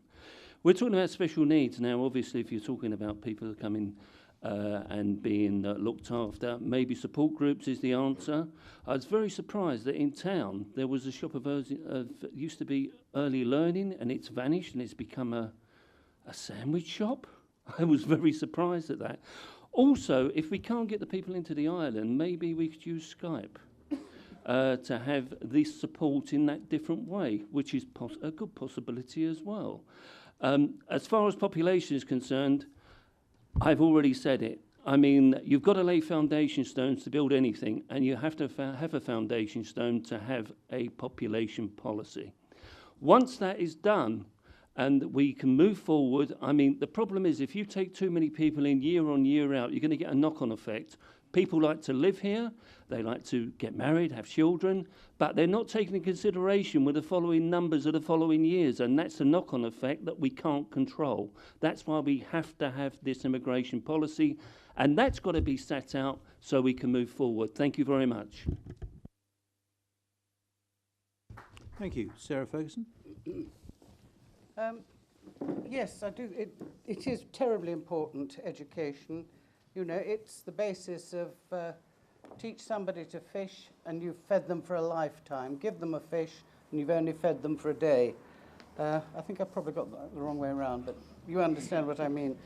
And at primary school, our big problem is that we have children being moved up to secondary school who can't read and write properly. There are various reasons for this, but they can't. And then that just follows them through school. And in the end, if they go to Highlands, we're spending £200,000 a year giving them remedial classes. Now, at one stage, I had to give prizes for a class of people who were learning how to read properly at an advanced age, 25, 35, 45, 55. I mean, I had a great admiration for their guts for coming forward to do it, but they shouldn't have been allowed to leave school like that. Rubbish. We need to have a technical college or some provision like that so that youngsters who are not academically inclined can actually peel off at the age of 14 and go and do something practical, because otherwise they're having 2 years at school between 14 and 16, and they're probably being disruptive in class because, frankly, they're not really interested, they're not academic. I think there are a lot of good things about our system, but I think we do need to look at rationalisation. There is no point, for instance, in having maths at every school and 5 sets of maths teachers. We should perhaps amalgamate these and have a proper sixth form college effect. And then we need to attract our young back to the island and treat them properly when they come. There are too many youngsters who want to come back and work here, and they're treated very badly. And population, Australia and New Zealand system, proper controls. Thank you. Nicola Cornu, please. I'm always struck by the two-tier education system that exists in Jersey. You have the colleges for presumably middle-class Jersey and the middle Jersey, which you've heard so much about throughout the hustings. And then there's the rest, and I think that's definitely neglected and seems to be failing. And it requires more resources. And that's all about the issue of social class. And I went to Victoria College. Britain has lost its empire, so they're no longer creating English gentlemen to man an empire, but they were still, and I think they still are, trying to produce English gentlemen to man perhaps the finance industry. On population, yeah, there's no intention to control the size of the population. The government doesn't care because it's the logic of the system, of the capitalist system, is to expand. It's got to. It has to. More people will be coming in. And the polarization is occurring. You've got people coming into the finance industry at that because the system requires specialists. Also, the bureaucracy requires specialists who know how to manage economies. And then at the bottom end, you've got a whole tier of cheap labour from Southern and Eastern Europe who are exploited, paid low wages, badly treated, and end up paying very high rents and living in town. And it's very, very shabby and shoddy. And what's going to happen, I'm not sure. I don't think that those issues are going to be addressed by this government at any time. So the desire for population controls, I don't know. Brexit was all about that kind of chauvinism, that nationalism, those desire for a sort of xenophobia. But we have to be very careful that it doesn't break out into racism and that we do protect the rights of those EU citizens who are already here, because they do perform important functions within our economy, and we should protect them and respect their rights and not be thinking about how can we lock them up next. Thank you. Guy de Faye, please. Well, we do have to be practical about this and understand that whatever the United Kingdom is going to do over the next few years, determining their approach to taking control of immigration, will directly impact upon us. And our population growth problem is of such a scale that just dealing with the people coming into the island is not going to be enough. And you won't like to hear this, but regrettably, we're going to have to do some internal social engineering. It's going to have to be done in a sensitive way, but right now, we're running, for example, on child welfare and benefit systems that were set up after the last war, when we were depopulated, and it was a good thing to have large families. Now, it's not a good thing to have large families, because they will simply add to the internal population growth. Now, I'm not going to stand here and advocate a Chinese one-child policy by any stretch of the imagination. As I say, we need to be sensitive about this, but we do need to have an internal debate amongst ourselves within our society and go, how exactly are we going to slow the pace of our internal population growth? As I say, it's got to be done sensitively, but it's actually got to be done. Now, in respect of schools not really doing the job, well, we're all finding out now. We've been told we're doing very well against the United Kingdom. And then it was last year, it turned out that in Europe, the United Kingdom's 14th on the list of success stories in education across Europe. Actually, Finland is the place you should send your children to, assuming they can speak Finnish, because that's the place that does the best education. And I'm told from those who know that Scotland's way better than the UK anyway, particularly for tertiary level students. So it's yet another con from our government and politicians who've been telling us it's all, it's lovely, it's all roses are blooming in the garden. No, they're not. Last word on this. If I had my time again, I wish I'd done Jersey French instead of modern French, because I can tell you, you're going to speak Jersey French Thank in you very France, much. they love it.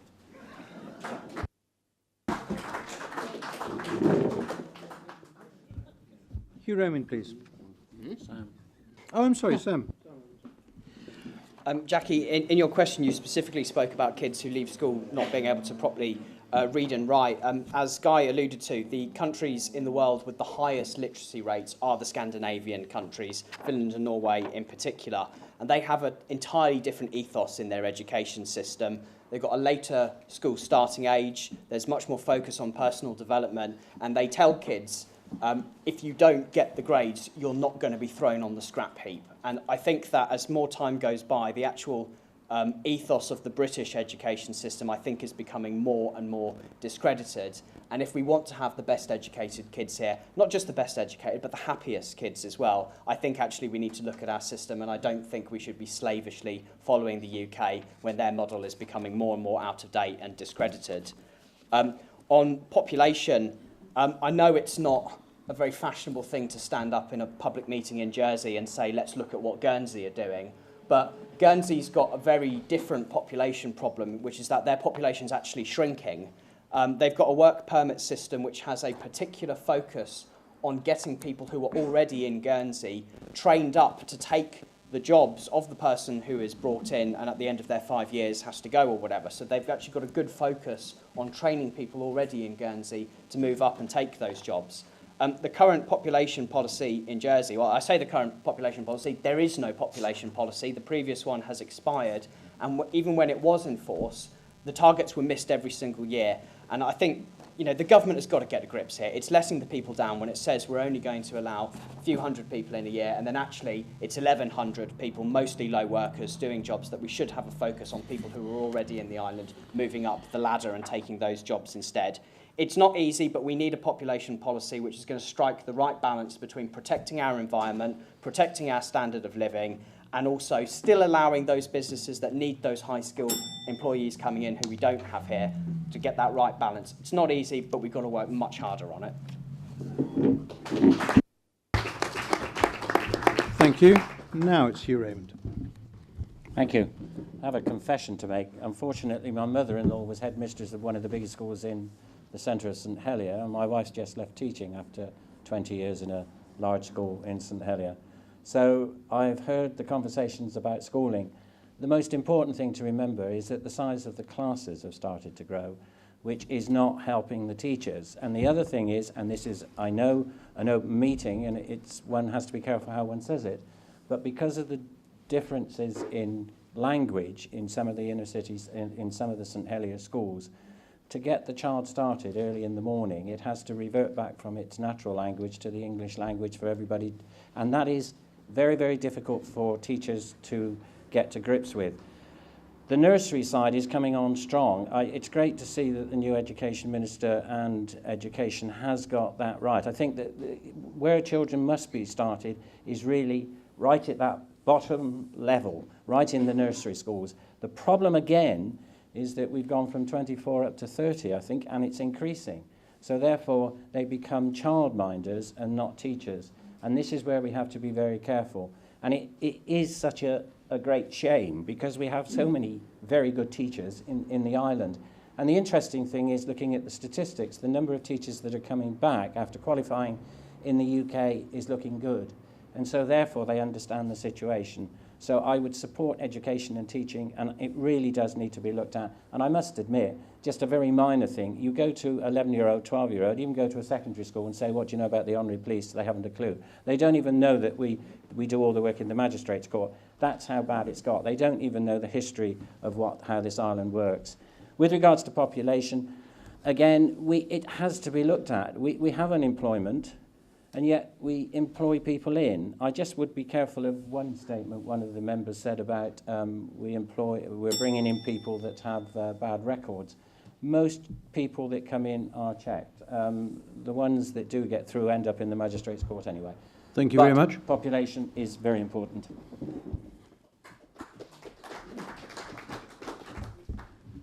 Mary. Thank you. Yes, with regards to education, really things aren't good enough. Plenty of excellence, but there seems to be a lack of strategic focus. Too much money seems to be going to too few, and it seems to be spread out enough, and I think that's where the main issues are. With regards to the skills shortage, and I think this ties in very much with population, I spoke last night about immigration and controls and how we could really do it. I do have a proper idea which I know is going to work. I've been speaking to the general manager of an innovative digital company. We can devise an app which will tie in housing and population and residency into the same app.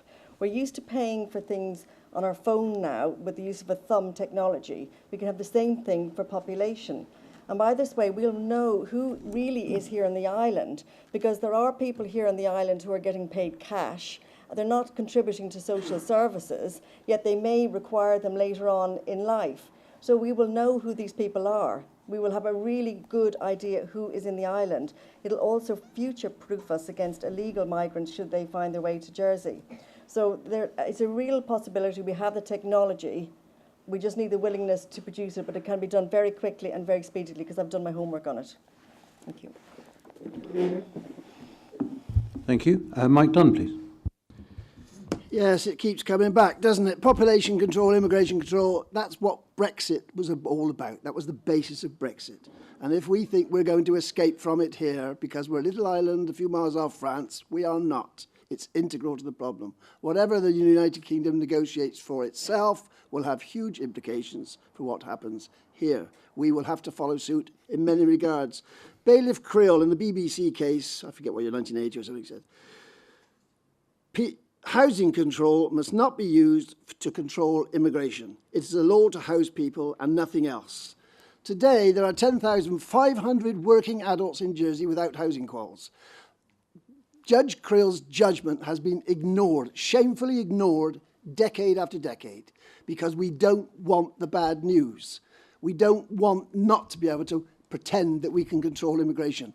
We cannot. Brexit will look at the matter all again, and we won't like, in all probability, that's my pessimistic guess, we won't like what is imposed upon us. The idea that we're a separate little jurisdiction, can we do what we damn well like, is not so anymore. It might have worked for a long time, but it's ceased. We're part of a global world now.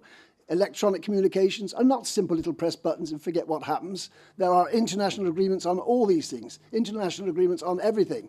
And you can't just produce anti-immigrant legislation anymore. It's finished. So don't think you're going to get away with this.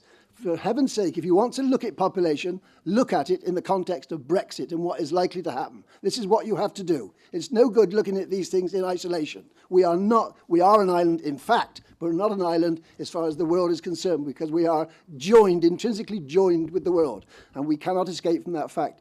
I will leave your question on education, because the same sort of things apply, as has been hinted, about international qualifications, the free movement of people insofar as their qualifications go from one place to another.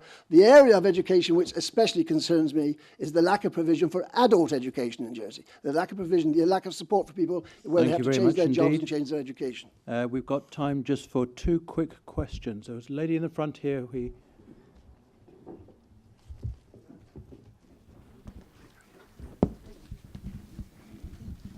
My name's Melanie Luce, I'm from Clos des Sables. People aged 18 are adults, yet their lives are measured and controlled based on their parents' income when it comes to further education and benefits. Is this right, or should they be respected for the adults that they are and be treated fairly and equally? Another question, please. Lady here. Do you think that there should be some system to aid students who gain qualifications to university but whose parents can't help them, that there should be some system to help them? When my children came up to university age, there was a system over here, and 2 of them have returned to the island to work. Thank you. Where are we? John. Thank you. Second question first. My education was in London. I'm a product of social mobility policies. I was sent to a grammar school. I chose not to go to university because I didn't want to go with what I thought was a bunch of snobs. Shows the prejudiced attitudes I had at 16. I regretted it. And of course I went to Open University and thereon I recovered myself. That shouldn't happen to people, and I'd like to think it doesn't happen now. So absolutely, having policies in place which assist young people to go to higher education are part of a civilized society, and we need to do that. I know last time election, all the ministers signed up to a loan scheme, because I think it's accepted that with our finances as we are, with the open-ended cost that we would face with an open-ended grant scheme and the upping of the rates and university prices and so on, that a loan scheme was feasible. I've not seen at the moment any signs of it coming to place, and it's desperately overdue. The loan scheme should, I think we have to means test it, and those that don't meet the criteria, there should be a grant system with a cut-off point needs to be brought into a scheme. And I think it's a similar issue on the first question about independent living of young adults. I think we have a difficult issue. We've got a housing crisis in the island, and we don't have enough housing at all for our population. Young people are excluded effectively from first-time buyer. I think we've dramatically let our young people down. It's almost impossible for young people to find their own homes, and therefore they're dependent on rental markets. But equally, I think we have to help those young people in some way through supported housing schemes and whatever, but we're not doing any of that. They either have a choice of living at home with mum and dad, and I've certainly, bringing up my children, had periods of that when they came back with great debts, and they said, look, have I been stopped? Thank you. Stevie. Right, thank you. Well, first of all, the higher education situation, everything else, yes, there should be something facilitated where it's possible to do this. As my friend here, John, has already said, I mean, I was at school in the 60s. I went to a secondary modern comprehensive. There was, basically, I didn't even pass 11 plus. But if I sat now, I would actually have equivalent to 10 A-levels and I-levels and God knows what else. But the situation as far as the loan scheme is concerned, yes, everybody should be entitled and to better themselves in every way which is possible. the problem is, like everything else, and what John was saying as well, it has to be means tested. And I think that when you come to a situation like this, if somebody is a gifted child and the parents are means tested and they don't have, they don't fit the criteria, that's when the problem, and that's when there should be a special case. I think that most of these things should be judged on special cases if that's the situation that arises. Now, a point on the... What was the other one, John? Independent living. Right, independent living. Well, if you're living at home with your parents, unfortunately, you really haven't got a say in the matter, have you? And that's why it comes under that criteria. Yes, I do believe that people should be allowed to move out if they want to move out and have independent living, and they should be supported in every way possible. That's very difficult over here, as a lot of people appreciate, but again, there's got to be facilitating circumstances for this to happen. And because living under mum and dad sometimes can get very, very difficult. And there are issues that unfortunately do come about where mum and dad lay down the law and the children rebel against them. And that's when we get really serious problems where they rebel. They get into the bad company, into drugs, and unfortunately something worse actually happens. Thank you very much. Thank you. Sarah Ferguson. Yes, the independent living for 18-year-olds. I was talking about parents having to pay for their education and students, or 18-year-olds, if they live at home, get no benefits. If they live next door, they get full benefits. That seems a bit cockeyed. Exactly. And yes, it's something that needs looking at. I mean, it was just reviewed. It was just changed by social security. oh, for heaven's sake, yes, and we've just had that Freedom of Information inquiry about how much benefits paid out of the island. And I have actually put a follow-up to that saying, well, it's all right, benefit being paid out of the island. How do you make sure that the people receiving it are still alive, that they haven't recovered from their illness and gone back to work? How do you know? So, but yes, I agree with you. That sounds absolutely stupid and does need looking at. Because why should a child be penalised? Oh. Yes, you're absolutely right. It's rubbish. And a loan system. I have a bit of a beef at careers teachers because I really wonder if they're providing the information regarding careers and qualifications. Sorry, with your thing, yes, I need to look into it. I haven't forgotten it. I don't think careers teachers are really providing the information regarding careers and qualifications. I want to see children make the best of their opportunities, but there are very satisfying careers which, you know, may well be better entered after GCSE or A-level or after going to a technical school. You know, have you worked out what the cost of a good plumber is nowadays?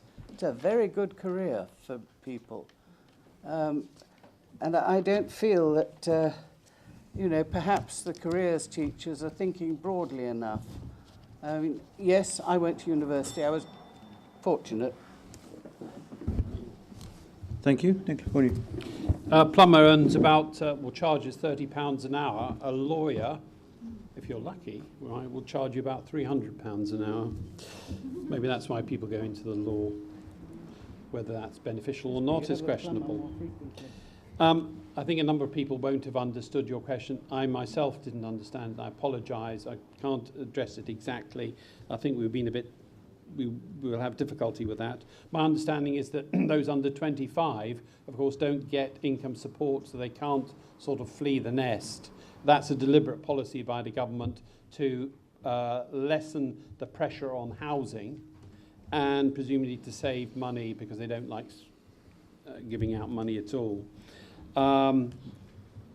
Education, of course, is very important, and higher education is even more important because this is about the issue of social mobility, and education, higher education, does allow social mobility. Therefore, yes, we must have grants. The problem is that the United Kingdom is now charging, around about £9,000 a year, and students are getting into debt. It's completely, utterly ridiculous. There needs to be a complete change of policy in the United Kingdom so that it educates its youth and it creates a highly educated population. That is the basis of a successful and civilized economy. And Jersey should be doing its best to assist its youth to achieve and maximise and send them out. It's vital that they do leave the island to getting new experiences and then come back, as I'm told, it's about 50% that do come back to the island they love, and they come back with new skills which benefit us all. Thank you. Thank you. Go to Faye. Well, this is a fairly classic example of how you can get into difficulties by laying down a particular rule. It clearly is fairly bizarre. An 18-year-old can get benefits in one household and then next door it's a different story. Similarly, clearly 18-year-olds are adults. Does that mean when we look at them in terms of tertiary education, we can't do any means testing in respect of their parents? Because an 18-year-old adult will tell you, actually, I'm unemployed, so means test me on that. So this is a really complex subject, and there's no easy solution. A loan scheme is not going to be, frankly, of much use at all. The statistics indicate that 2/3 of our students who go away to study in the UK and elsewhere never come back again. So you can say goodbye to any money, you'll never see that loan again. Far better, in fact, it would be to say, look, if you go away, get your exam, come back here and work in Jersey, we'll give you tax breaks until we've paid off what you paid for your university grants and living there. That would be a more sensible way of doing it rather than just giving away loans. The reality is, if you want to do this, it would be great if we had loads of money to hand out. We don't. It used to be like that, but not anymore. So the only fair way to actually do it is to either go, here's the money, if we never see you again, that's our bad luck, or, and I brought this up at the Council of Ministers in 2005, you have a competitive system. And having weeded out the ones whose parents can afford to send them anyway, the rest have to go through, and it's literally, you go in the pool, if you got a AAA, you're first in the queue, and if you got an A and 2 Bs, and you go down, if you got 3 Cs, bad luck, come back next year, but we recommend you might take a year out and do something useful, because we'll give you some extra brownie points from that, and you'll probably go up the list a bit. But these are difficult things to work out, and we haven't got the system right yet. Thank you. Sam Mezek.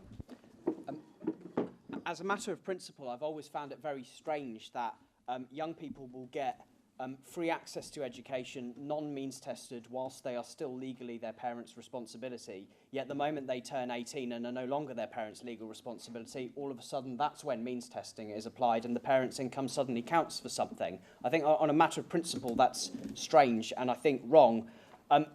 I hate the concept of tuition fees. I just think it's wrong that we charge people a fee when they've got talent, when they've got ability, and they want to work hard to better their own lives, that we throw tuition fees at them. On a point of principle, I think it's wrong, and I know that Jersey can't do anything there because we don't have our own university here and we send our kids, young people, outside the island elsewhere. I would like to see our grant system drastically improved. It hasn't been properly adjusted, I think, for a decade now, which is absolutely absurd, especially when cost of living goes up every year.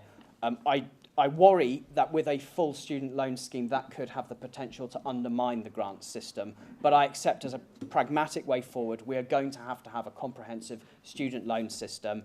I actually had one when I was a student from NatWest. It was for only £1,500 a year, which in terms of funding your living costs was completely insufficient.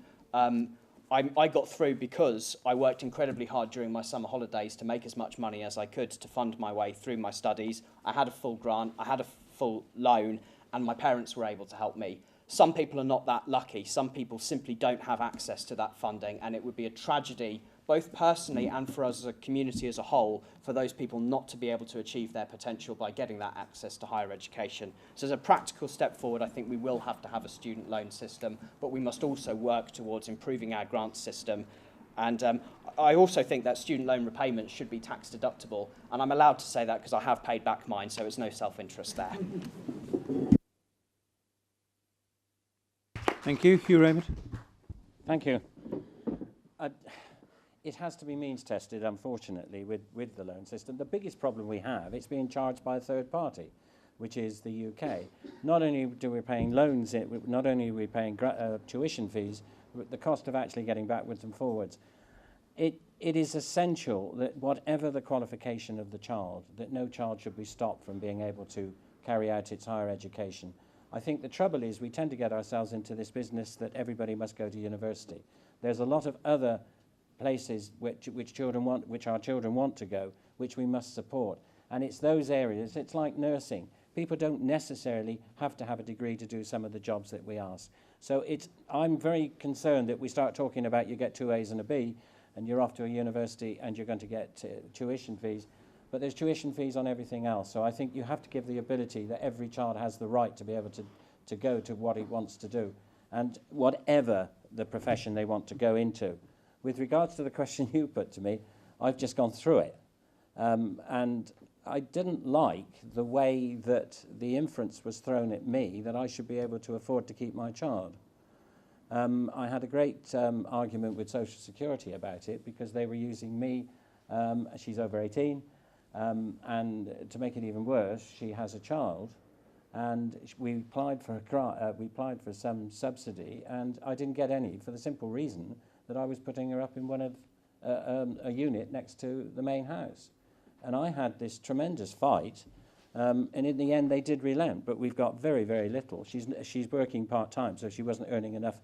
And if in a normal circumstances, if she lived in somebody else's house, she would have got the money, which I don't quite understand. But because the house was part of mine, she didn't get the full grant or the full subsidy. It's got to be looked at, because that is crackers, because she's still bringing up a child, and it's her responsibility. So it really does have to be looked at, and I have a great sympathy for that particular point. Thank you. Mary, do you clear? Melanie, I quite enjoyed that question. It's quite thought-provoking. And my initial reaction was, if an 18-year-old is to be considered as an independent adult and they could get funding that way, I wish I knew about it before my son went off to university. So I think the problem with it is, it's a good idea and it's a nice idea, but if our 18-year-olds are considered fully functioning adults, that means that every student on the island would be entitled to a grant or funding to go to university. And I don't really think this is affordable, which hurts me to say that, because I think education is the backbone of our life and our structure and how we get off onto things. So then that would tie us into how we do fund our education. There's a lot of different companies out there which are offering different loan facilities in comparing to the traditional banking finance houses. And if we could do a system where the government might underwrite these loans at a low interest rate, we might be able to have it more affordable for some people to go off to university. But I think if the family cannot afford to send an 18-year-old off to university, they should definitely get help. Thank you. Mike Dunn. Yes, we need to remind the meeting that children can vote at 16 in this island in the context of what we're doing. There are 20,000 people in the UK, or 20,000 people who live outside of Jersey who have residential qualifications here. What they're there for, I don't know. I don't know how many Eastern Europeans there are in this island with university degrees who are doing washing up type jobs. The question came up earlier about diversification. Obviously, one of the great problems is that there's the diversification needs to be brought into the education, especially the after school 18 plus. If there are very few professions you can train for. You can train in Jersey law and you can train in accountancy, but beyond that, a bit of nursing has been brought back in again now. There's very little that sort of training can be had in Jersey, and even some of the basic stuff can't be studied at Highlands College. It has a very limited repertoire. So lots of people are forced to have to leave Jersey. The doors will close probably after Brexit because we won't have access. Fees have already gone up in the UK. We don't know what will happen to them, although we were told a few years ago, why not go to France and study? The fees are much cheaper. We don't know what will happen in Spain or all those 27 other European countries where the Eastern Europeans are getting trained. We could have gone to their universities. All that might be lost to us. And whether anybody will get grants to go there, we must look at a much wider view of education, as with all these other things. And we must look at this big bogeyman that's just around the corner, and he's going to affect all these things and many more. Thank you. Finally, Christian May. Thank you. It's an absolute disgrace that there are students in Jersey who want to go to university, who are academically gifted, and they can't afford to do it. It's a disgrace that we are one of the only developed places in the world that has actually got a reduced number of people going to university because of that lack of funding. And I would hate to be a parent who has to sit down and have a conversation with their child and say, I'm sorry, we just can't afford to send you, or we can send your brother or sister, but we can't afford to send you. And that's why it's a key part of my manifesto, and really one of the core things I would like to achieve, that we get a proper student loan scheme, that we work with the banks, that we work with private equity, and we try and find funding to ensure that people have the opportunity to go to university. They should also be able to study more on island. There should be better provision for vocational qualifications. And we should be supporting businesses as well, encouraging them to support students to come back and work with them through bursary schemes. I'm glad that Mike brought up Brexit, because it does allow me to say that a very similar case to the one you mentioned was actually taken by a couple in Scotland, the European Court of Human Rights, because their child was being means tested on the basis of their income about going to university. And the ECHR actually said, no, that's not right. The child should be tested on their own income because they're over 18. We do have children over here who can vote, who can be judged at an adult level within the criminal courts, so they should be tested on their own basis rather than on the one that you described, and I think it's an absolutely ridiculous scenario. Thank you very much.